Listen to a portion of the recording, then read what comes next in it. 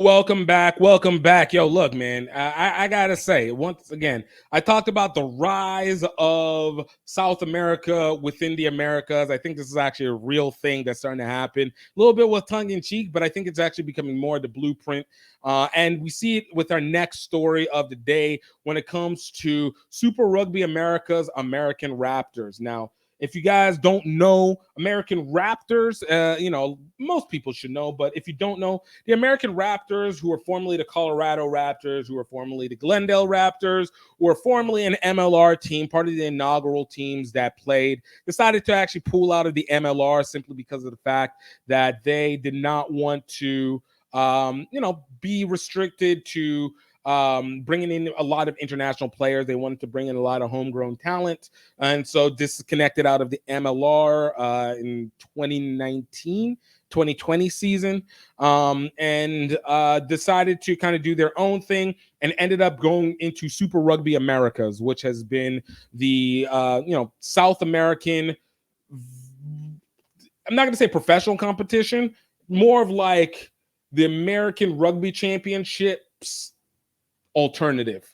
A little representation down there, but they had a chance to be able to play. And we'll talk a little bit more Super Rugby Americas, but they had a chance to play, and they're really well known for what they've done on the club side in the U.S. Obviously, their home base is where Rugby Town, USA resides. So a lot of things happen, but they decided to they need to upgrade. All right, they decided they've been making a lot of adjustments of bringing in a lot of international players, ironically, and subsequently bringing them in to be able to compete in the Super Rugby Americas. And so this week, the American Raptors made an announcement that they have appointed Marcelo Lofreda to serve as Director of Coaching for the 2024 Super Rugby Americas campaign. Now, as the rest of the announcement go, I'll read it all. Lafreda will be assisted by senior rugby consultant Les Cusworth,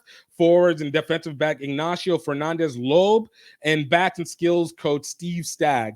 Sarah Shabbat, who was the former coach last year for the American Raptors, will return in a scrum specialist role along with strength and conditioning coach Nate Shipley, physiotherapist Leanne Hewitt, Lori Sealer, team analyst Travis Haug, and manager Scott Neen. So, who is, Marcelo Lofreda? All right. And whenever I heard the news, I was like, okay, cool. But it was also like, oh, he's an Argentinian. And that is actually very, very significant because this man is a legend in his own right. All right.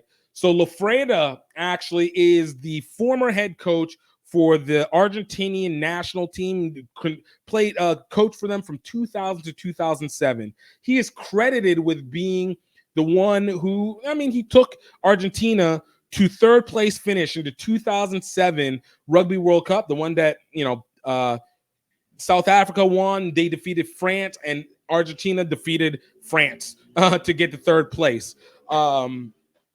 It's a legitimate, like, actually pickup. It's an ironic pickup, but it's a legitimate pickup. This guy, he played for Leicester. He coached for the Leicester Tigers in Premiership Rugby for exactly 1 year, but I guess they underperformed, and they were like, "Nah, man, we want we'll take our New Zealanders, English, Welsh, and Australians, but no, not the Argentinians. Y'all are just a little too new to this." And then since then, he's been just like kind of in the background, helping with the coaching here and there. But it's really a significant move for this. And also, he coached a team that Auguste Pichot, the former representative for Argentina for the World Rugby, tried to fight for the spot for chairman in 2020. Big advocate for Tier 2 rugby and the development there. But this is kind of like a legit genius move. It's an old schooler, but if you guys have looked at a lot of the roster that that the American Raptors have done, because they didn't do so well last year in the Super Rugby Americas, they brought in a lot of South American talent, a lot of Chileans, a lot of Argentinians. Now, again, I said this before, it's ironic on a lot of their stuff because the reason that they left the MLR was because of the fact that they felt like they didn't want to be handcuffed to have to bring in a lot of international talent and could just simply develop in-house. But according to their results last year, obviously it wasn't good enough. And so they really tried to bring rises over for this Argentinian, for this American Raptors side with it. And then add to this, like add one more little component onto it, is the fact that this is a guy who was able to coach Argentina into beating South Africa and New Zealand for the first time ever. So he has a strategy. He's a strategist by trade in and outside of rugby.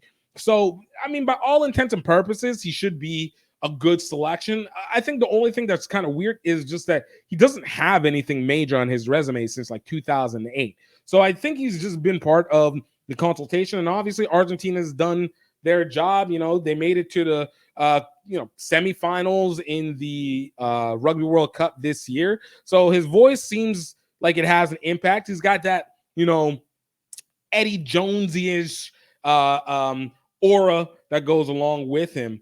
But it's particularly interesting because again, like I said, for Super Rugby America, it's really important that this team kind of showed up and showed out. I think for a moment, there's a chance that for this next year, the USA Hawks side could be playing, but I'm not 100% sure. But this has been a much tougher competition than I think they thought. And with the American Raptors, if you looked at their roster, their concept was they wanted to bring a lot of former football players and bring them on as rugby players and be able to go and, do their work at whatever point in time. Like that's what, we got the athleticism so we can teach them the rugby. And again, not a terrible premise. It's not a terrible premise, but you got to kind of mix it in with the veteranship and experience that goes along with rugby. And, while they've had all the talent, they have not been a good team.